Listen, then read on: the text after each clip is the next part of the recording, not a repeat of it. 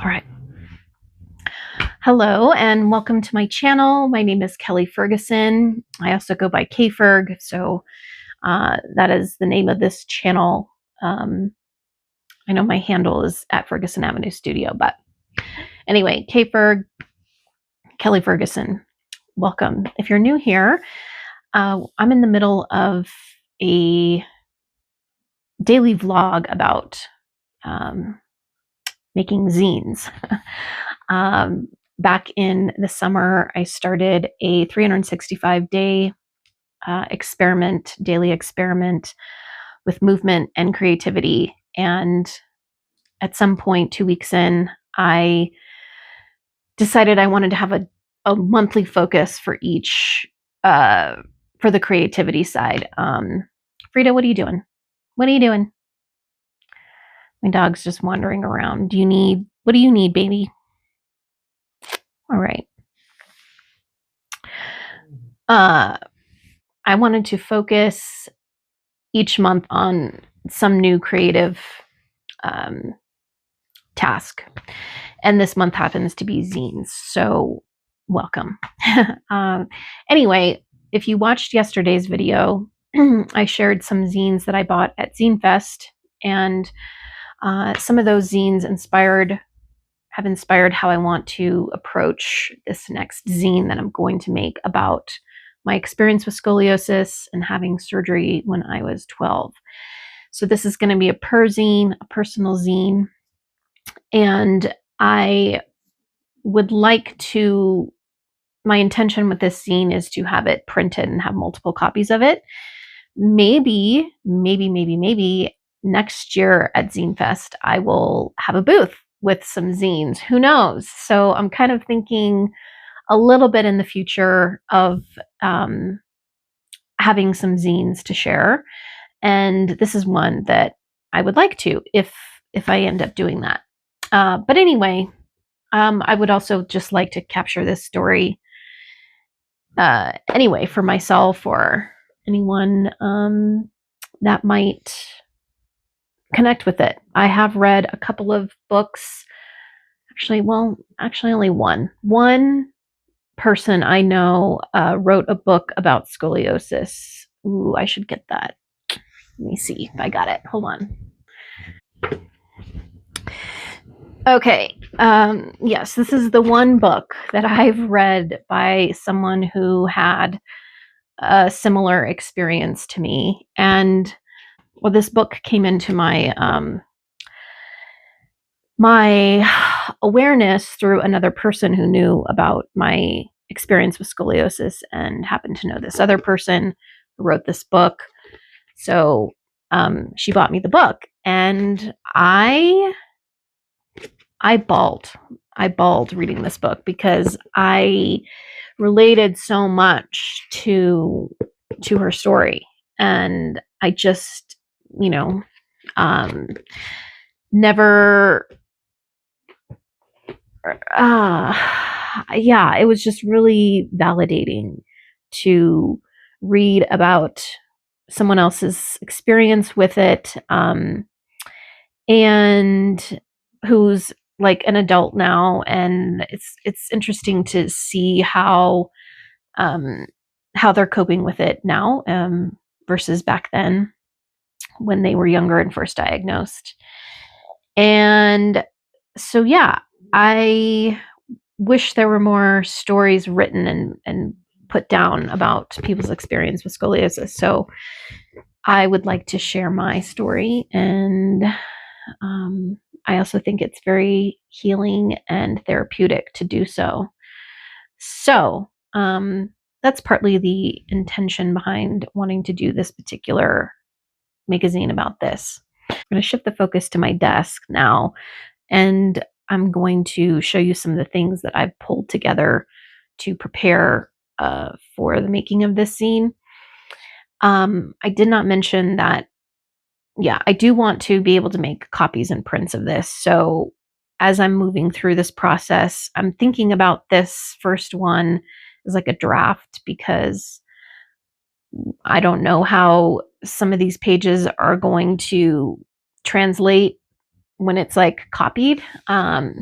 And so there may be things I have to adjust and revise and change. So I'm keeping that in mind as I go through this, that it may take a few trial and errors before I eventually land on a copy that I want to ultimately share. So yeah, we're going to go through the process. You're going to see kind of how this goes for someone walking through it from point A to point B, and the whole printing phases and all of that. So let's move over to the desk. I've already pulled some images. I'm not going to include all of these images in the zine, but they're just kind of some potentials here. So I have, I think what's kind of critical to the story is just like the type of activities I was involved in prior to this diagnosis. So I was, started out as a dancer in this like dance school. I did tap, ballet, and tumbling, and I really liked the tumbling the most. And so my parents ended up putting me in gymnastics class and took me to see Mary Lou Retton at the '84 Olympic tour, and I was just obsessed. Like, I was like, I don't want to do anything else. I want to do that. So I was in gymnastics for many years, and so I have a few pictures from that. I went to the Albuquerque Boys and Girls School, which is not like a typical gym. We did not have all of our equipment set up. We had to set up our gym every single day before practice. And so it was a very unique experience. These uniforms were handmade by one of the parents. Like, we were bootstrapping it, all of the equipment we had was used or donated or something like that. So it was an experience being an athlete through that club. But we held our own. Like, we were right up there and very competitive with the other gyms that had, the more fancy pits and equipment and all that kind of stuff. In the summertime, I was on the swim team, and my aunt was one of my coaches, and she's the one who actually noticed that my spine looked a little crooked, even though I had some, those tests that you take at school, and they have you bend over and run the finger down your back. No one really detected it then. But my aunt, who was also a child life specialist and kind of saw some of this come through her practice, if you will. And so she noticed it. She's the one who first said, hey, I think you need to get this looked at. So that's kind of part of the story as well. And then I have some pictures from the hospital before and after. This is all before, after. So this was back in the 90s, and I don't even think they do this type of casting anymore. But I wore a torso cast. You can kind of see it went under the arms and then hit right above the hips. I wore that for about a year. And this was during one of the cast changes. So you can kind of see the scar there. So I've got some pictures from, the before and after and that process that I may want to include. And then this was some of the clothes I wore to cover the cast. I mean, it was really awkward to try to dress with this thing on. So I wore very boxy clothes, lots of t-shirts, and yeah. So very uncomfortable. And my parents, because I couldn't swim on the swim team, thought it would be a good idea to send me to Florida and Texas to visit my parents or my grandparents in the summer. And it was like, the idea was nice, but to go to the hottest places in the summer with a cast on and not be able to cool off in the water and get wet was pretty miserable. So we didn't really think that one through. But anyway, so I've got some pictures gathered. And then I also did, when I was doing some EMDR around this experience, because it was pretty traumatizing. I also did some like journaling, art journaling through the therapy process. And there were a few things like, let me see, like this piece. This is one of the reasons why I really relate to Frida Kahlo and her artwork and this whole column piece that she did. Let me see, where's that one? There was one piece, this one. So I really like this. And so there may be some like sketches and drawings that I also put in my zine. So I have this kind of inspiration. And then I have another one that I did in this one. Let me see. Where is it?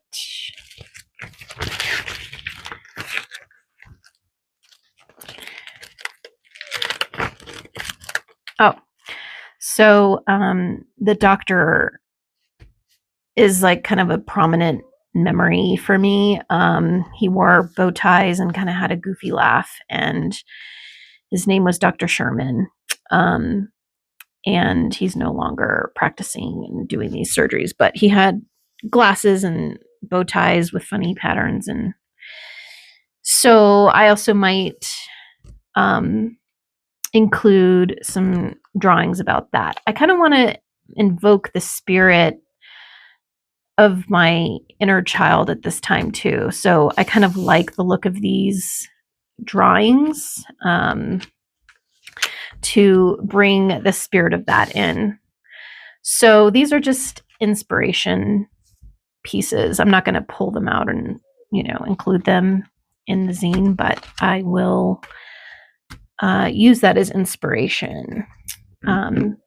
So the next thing I'm going to do is prepare the paper and the booklet. So let me do that. All right. So this process here of like preparing the zine is pretty easy. We're just going to fold it in half. And depending on how many pages we want, how many pieces of paper I'll include. So 3 pages will give us 1, 2, 3, 4, 5, 6, 7, 8, 9, 10. I think I'll start with maybe 4. Okay. I'm going to go ahead and staple these, and I'll show you kind of what I do for that. I'm going to just pile them up here. Now that I'm thinking of it, I could just leave it unstapled in case I want to rearrange the pages. That might be nice. But yeah, this is it. There's nothing to it, like in terms of preparing the zine itself. But when I do staple, this is what I do. I usually have this is a little foam dry erase board eraser, and I usually put that kind of underneath, and then I open up my stapler and give it a staple like that. and then, so this little spongy thing kind of protects that. And then I would just fold this in, like push these down. But I think I'm going to wait on binding it, and I might do a different kind of binding. I kind of have an idea in mind of what I'd like to do, but I'm going to save that for later. That's all I'm going to share with you today. I think tomorrow we'll start. I don't know what we'll end up making first, but this is a day-by-day process, so I can't really say what I'm going to want to work on, but we'll just see where this takes us tomorrow.